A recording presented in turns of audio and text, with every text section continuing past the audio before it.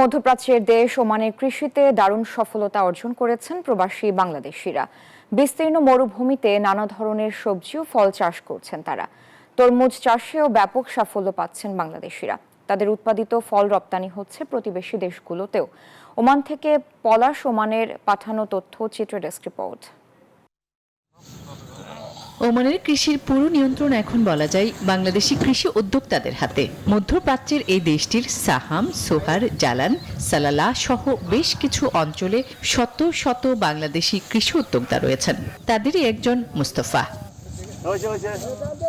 তরমুজ চাষ করে ওমানের কৃষি ক্ষেত্রে এক নতুন দৃষ্টান্ত স্থাপন করেছেন তিনি, যা রপ্তানি হচ্ছে প্রতিবেশী দেশগুলোতে। আর রমজানে এর চাহিদা বেড়েছে কয়েক গুণ।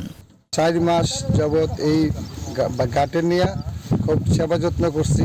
মরুভূমির ভিতরে আমি এই তরমুজ ফলাইছি এখানে।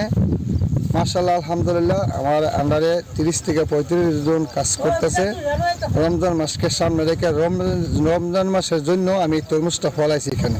স্থানীয় বাজার ছাড়াও সুপারমার্কেট ও পাইকারি ব্যবসায়ীরা তার খামার থেকে তরমুজ কিনতে আগ্রহ দেখাচ্ছেন। সবাইকে নিয়ে একত্রিত হয়ে কাজ করতেছি।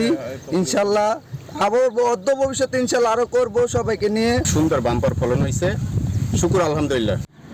বাংলাদেশি কৃষকদের এই সাফল্য ওমানের কৃষি খাতে নতুন সম্ভাবনার দুয়ার খুলে দিয়েছে বলে মনে করছেন বিশেষজ্ঞরা। Desk report, news 24।